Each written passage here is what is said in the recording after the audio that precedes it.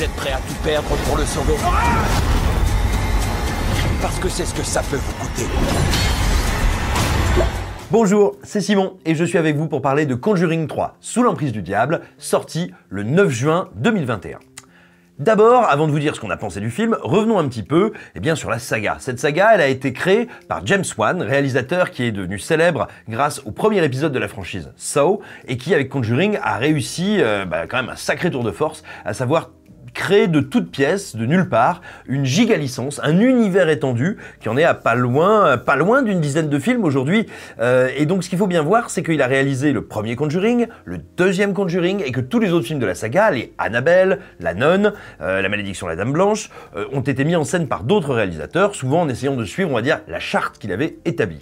Or là, c'est le premier épisode canonique consacré aux époux Warren, donc le premier épisode intitulé Conjuring, que ne réalise pas James Wan, puisque lui, il est parti pour générer, on va dire, une autre licence horrifique. Il fait un film original de son côté, et donc les rênes de la saga ont été filées à Michael Chavez qui avait justement mis en scène La Llorona, alias La Malédiction de la Dame Blanche, parce que Balek. Donc voilà, il y avait des raisons d'un petit peu de s'inquiéter, tout simplement parce que La Malédiction de la Dame Blanche, même si c'était pas absolument honteux, c'était quand même vraiment pas terrible, ça nous avait pas laissé un souvenir impérissable. Du coup, on se demandait un peu ce qu'allait advenir de la grande saga Conjuring.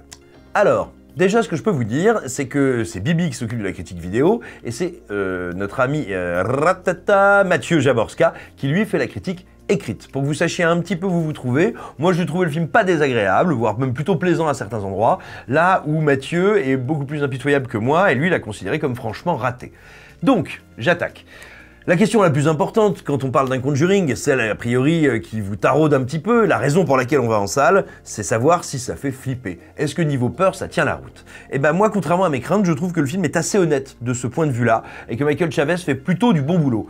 Déjà, quand il s'échine à, on va dire, essayer de reproduire certains effets typiques du cinéma de James Wan, je trouve qu'il le fait pas mal, c'est un bon copiste, un bon technicien. Alors ça, croyez pas que je dis du tout ça d'une manière condescendante ou méprisante, au contraire, c'est pas du tout évident de régler ses pas dans les pas de quelqu'un d'autre et de réussir à reproduire très précisément des effets de style qui sont souvent très complexe.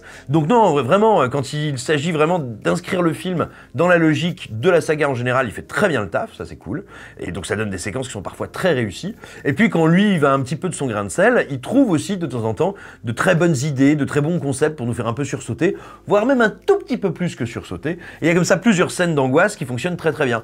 Je pense à la première partie par exemple de l'introduction du film, où il y a vraiment une série de plans et d'images que je trouve très efficaces autour d'un pauvre petit gamin à lunettes à qui il arrive des horreurs.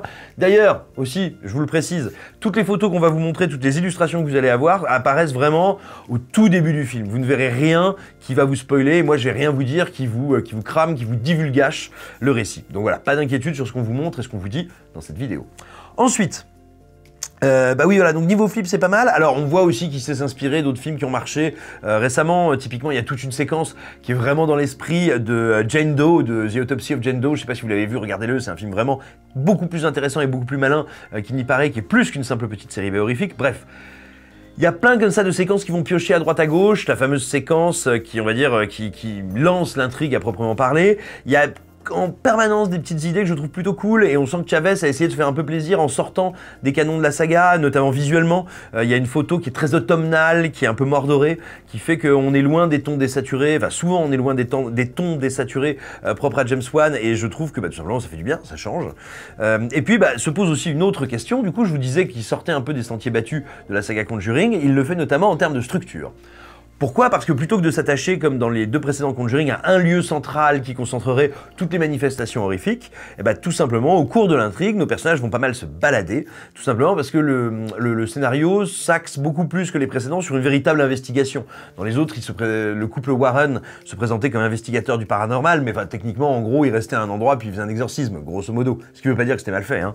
Mais là, voilà, là, véritablement, ils vont mener l'enquête pour essayer d'aider quelqu'un, ce qui les amène à interroger, se promener, littéralement mener l'enquête. Et ça fait du bien au film, parce que du coup, il ne recopie pas stricto sensu toutes les mécaniques de ses prédécesseurs, et ça lui permet d'être sur un tempo un peu différent. Ça rend pas le film imprévisible, loin de là, mais ça lui permet de jouer des choses différentes. Et alors après, du coup, ça entraîne plein de petites nouveautés qui sont pas toujours exploités au maximum de leur potentiel, mais qui, encore une fois, qu'on n'attendait pas forcément et qui rafraîchissent un peu. Par exemple, l'antagoniste du film, dont je ne vous dirai rien, est d'une nature assez différente des démons et des saletés qu'on a pu voir dans les 2 longs métrages précédents.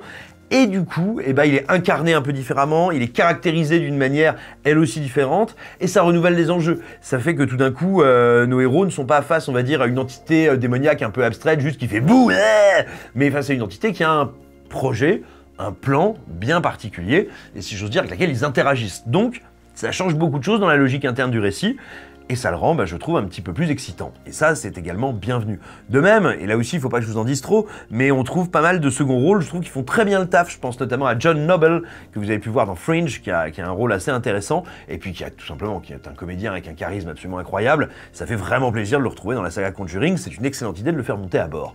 Donc voilà, vous l'aurez compris, le film n'est jamais désagréable, je le trouve pas déplaisant, je trouve même qu'il s'en tire plutôt bien de pas mal de pièges qui étaient posés devant lui. Néanmoins, attention, il est loin d'être parfait, je vais vous dire, à mon sens, pourquoi. Déjà, il y a un premier gros souci, c'est que c'est un film qui, dans ses 10 premières minutes, pose un enjeu qui est passionnant. Et croyez-moi, là, je vous spoil rien, c'est marqué sur l'affiche. C'est en gros, peut-on avérer matériellement l'existence de Satan, l'existence du malin? Parce que, en gros, nos personnages vont dire à quelqu'un, vont dire, ok, on va essayer de prouver que tu es innocent, que tu as agi malgré toi parce que tu étais sous l'emprise du diable, comme nous le dit le titre du film. Et ben, ça pose plein de questions géniales, ça pose plein de questions intéressantes. Qu'est-ce qui peut ou pourrait témoigner physiquement, concrètement, sous l'œil, on va dire, de la justice, qu'est-ce qui pourrait témoigner de la nature du mal? Waouh, c'est une question alors qui est passionnante d'un point de vue philosophique, mais qui est vachement excitante aussi en termes de cinéma.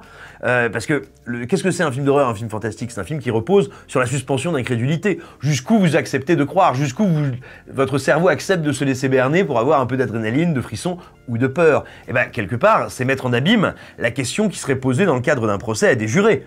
Est-ce que vous croyez à ces preuves de la manifestation du diable?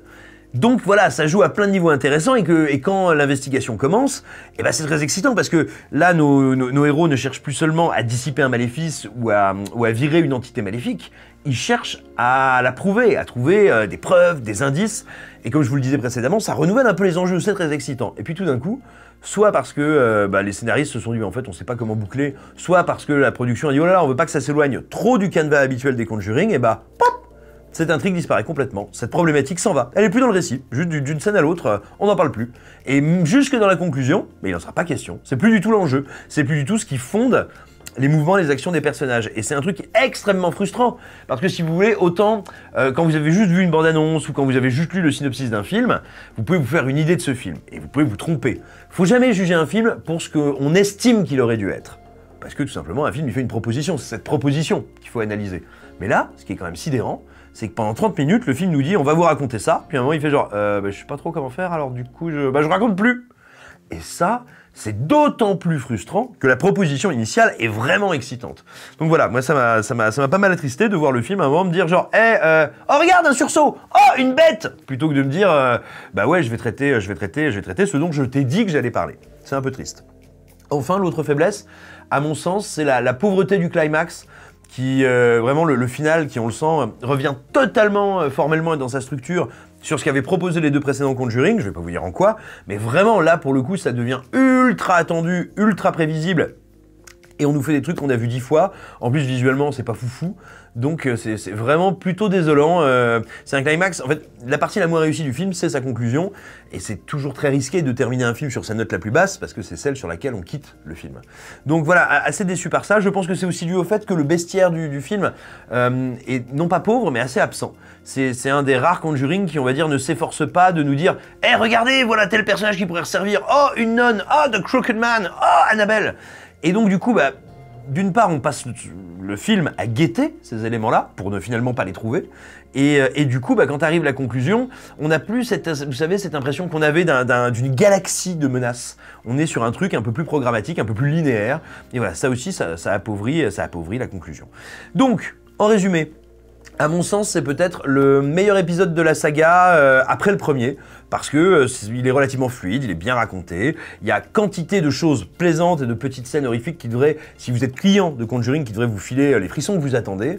Maintenant, voilà, faut pas rêver, ça n'est pas un film de James Wan, c'est pas un film qui est fait par un virtuose de la narration, c'est pas un film qui est incroyablement créatif, c'est un film qui a des airs un peu, on va dire quand même, de mise en sommeil de la saga. Il est honnête, je le trouve divertissant, mais rien de plus. Voilà, bah écoutez, j'espère que cette vidéo vous aura intéressé. Si vous vous demandez comment nous aider, comment nous soutenir, eh bien on va vous mettre un lien en description de cette vidéo qui vous dira comment faire pour aider Écran Large. Si vous voulez lire un autre avis que le mien, allez lire celui de ce bon vieux Jabot qui est en ligne et qui est très intéressant et qui est très bien, parce que tout ce que fait Mathieu c'est très intéressant et c'est très bien. N'hésitez pas à vous abonner à cette chaîne, à taper sur la cloche pour ne louper aucune de nos vidéos, à commenter, à dire des choses gentilles, des choses méchantes, insulter ma mère. Moi de toute façon je m'occupe de la vôtre, je vous embrasse et à bientôt.